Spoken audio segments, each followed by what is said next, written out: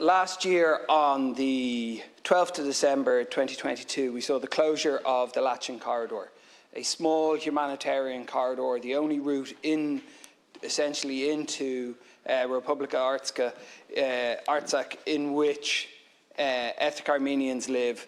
This was closed by the Azeri government, by the government of Azerbaijan.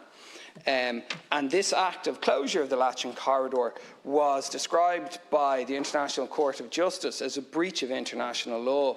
It also flies in the face of well-established European Court of Human Rights norms in relation to collective punishment. And what this closure led to was a cruel, a deliberate, a forced starvation of a civilian population, denial of food, denial of medication, as I say, collective punishment of an innocent civilian population who were left to rot and to starve, and seems reminiscent of the Armenian genocide of 1915, a genocide that we refuse to recognise in this country, despite many other countries moving to that way, and many of the countries who had diplomats in the country at the time describing very clearly the genocide. In recent weeks, this situation, of course, has unbelievably managed to get worse. We have seen attacks, open attacks on civilian populations. We have seen 100,000 people displaced in what is essentially ethnic cleansing. And if the war in the area in 2020 is anything to go by, when in that war in Nagorno-Karabakh, areas that the Azerbaijani government captured, they proceeded to scrub any evidence that there ever had been an Armenian culture there. Churches that date back to the 4th century, some of the earliest Christian churches anywhere in the world, were wiped out, were simply reduced to dust that was let blow away. So this is more than just ethnic cleansing. This is an attempt to eradicate an entire people in a region. And not just that, but eradicate any record or any history that they were there. Their churches, their writing, their culture, their buildings, their homes, utterly, utterly demolished. As I say, what we saw in that war as well in 2020 was barbaric treatment of captured soldiers, barbaric treatment of captured civilians. And again, we have here now an ICJ ruling that clearly says that what we are witnessing is a breach of international law. We have European Court of Human Rights interim measures from September this year, which ordered Azerbaijan to refrain from collective punishment, to respect the right to life, something that the Azerbaijan government has utterly failed to do. So my questions now to seek to highlight this is, we've moved beyond, as I say, ethnic cleansing. We are moving it once again into a realm of genocide, because we are it is about destroying not just the fact that not just the people who are there, but destroying any memory that they even were there to begin with. So what my questions are, what are we going to do to uphold international law? We have 2 rulings, which is a rarity in these situations. We have 2 rulings from the ICJ and from the European Court of Human Rights. So what are we going to do to actually make international law real?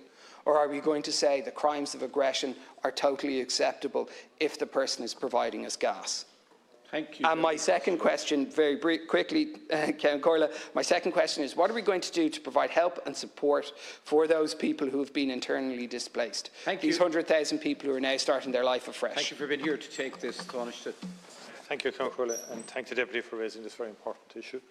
The situation in Nagorno-Karabakh remains a matter of grave concern, the gravest concern, particularly in light of the fallout from the military action initiated by Azerbaijan in the region on the 19th of September. Ensuring the welfare and protection of civilians who remain there, as well as those who have fled to Armenia, including through the facilitation of humanitarian access where there are needs, remains at the core of Ireland's response. We continue to coordinate closely with our European Union partners in this regard. These most recent developments follow a particularly difficult and traumatic 10-month period during which the movement of people, goods and vehicles from Armenia to Nagorno-Karabakh via the Lachin corridor has been obstructed by Azerbaijan. This land corridor was considered a lifeline for the Karabakh Armenians. I emphasised Ireland's concern regarding the impact of the ongoing obstruction of movement on civilians during my call with Armenian Foreign Minister Mirzayan on the 11th of August, which he sought. The situation has since deteriorated, as the Deputy has said, following Azerbaijan's military escalation on the 19th of September.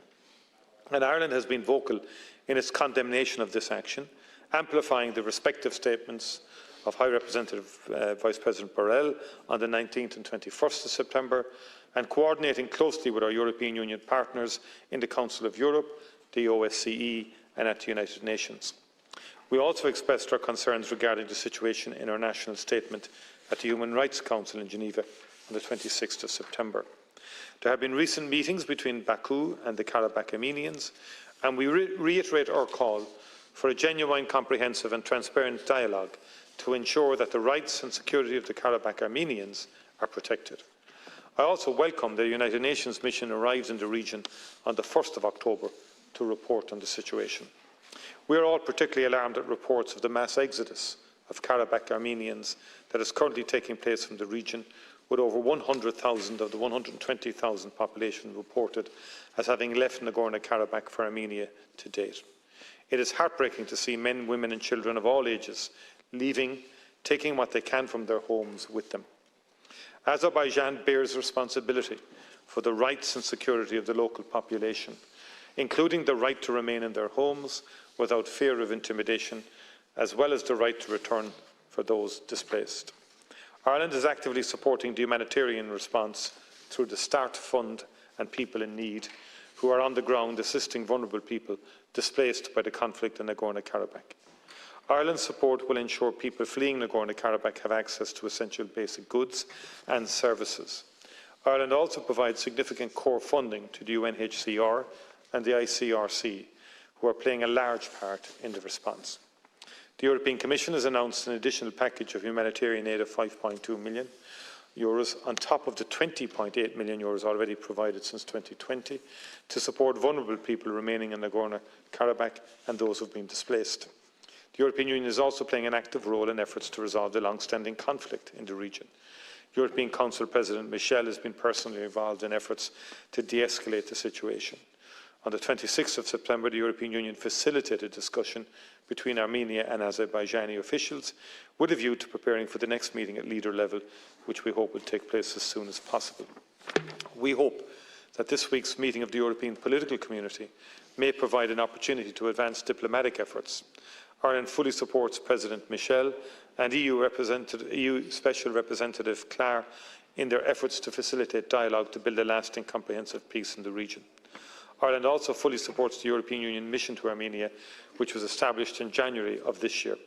The mission is tasked with monitoring the situation in conflict-affected and border areas in Armenia to reduce the level of risks for the population and to contribute to the normalisation of relations between Armenia and Azerbaijan on the ground. Thank you very much, Tánaiste.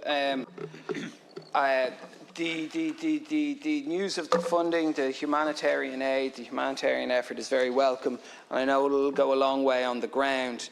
And I think it highlights another issue in that now that there is a UN mission on the ground where there wasn't before, now the UNHCR are getting involved, whereas before there was a threadbare effort from, threadbare presence from the Red Cross, and that was essentially all who was able to get into the region, which I think was able to allow Azerbaijan, in terms of its violence and its brutality, to escalate. But I think one of the things for me that I find frustrating around this is the double standards, essentially. Now, I know you'll have heard this from many of us deputies in here in relation to Palestine, but certainly we have here a country that has committed a crime of aggression, that has deliberately targeted civilians, that has starved them, that has denied them medication, that is committing ethnic cleansing, that is perhaps even gone so far as genocide, given it is wiping out any memory of these populations. They are wildly corrupt. The Azeri laundromat has undermined European democracy as well, all about hiding internal human rights abuses.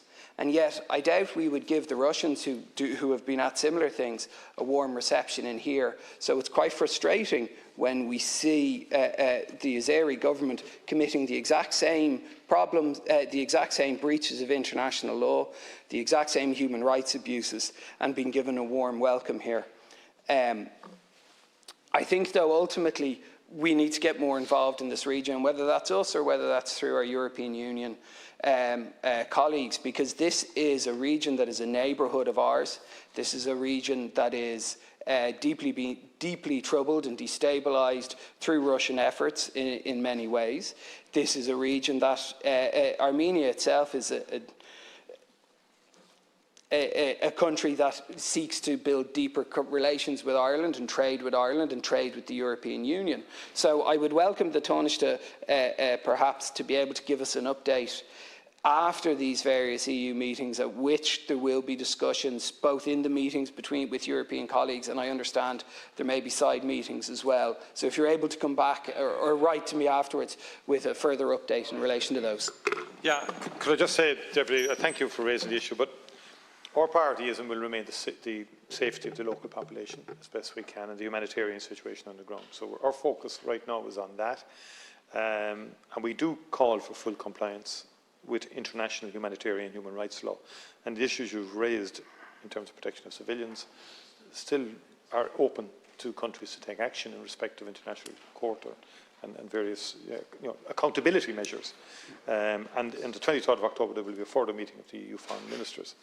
But to say that the EU has been very genuinely engaged to try and prevent all of this from happening, and unfortunately that hasn't been successful. At the very first European Political Community meeting, as it's called, President Macron brought both President of Azerbaijan and Armenia together early in the morning, and thought he had a resolution at that stage, or a cessation and some pathway to peace. Charles Michel has been brokering with Emmanuel Macron attempts at ceasefires and resolution of the conflict. Unfortunately, the European Union has been very clear to Azerbaijan there shouldn't have been an escalation, and they shouldn't have done what they did. I mean, without question, of course, it's shocking. There was no need for that brutality against the population of Nagorno-Karabakh. The issue was discussed at the meeting of the Permanent Council of the OSCE, which has always had a kind of a standing brief here. We met with the OSCE recently, but there was a meeting on the 28th of September in Vienna, and at the meeting of the European Union's Political and Security Committee in Brussels earlier today. So there's ongoing meetings. I know that the French minister was on her way there as well. And as I said, there will be a meeting on the 23rd of October. The European Union wants to facilitate dialogue to prevent further violence. There has to be genuine dialogue between Baku and the Armenian population of Nagorno-Karabakh. And we will work with our EU colleagues in trying to facilitate a lasting reconciliation process here.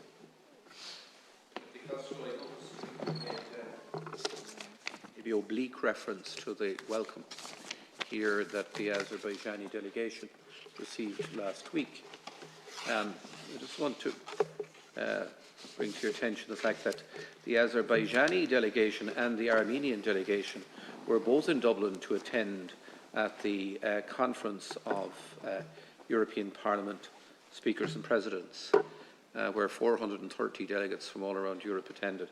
I had the opportunity to meet with both the Azerbaijanis and the Armani speakers, and in my engagement with them, I pointed out Ireland's total long-term commitment to peaceful, negotiated settlements to international disputes.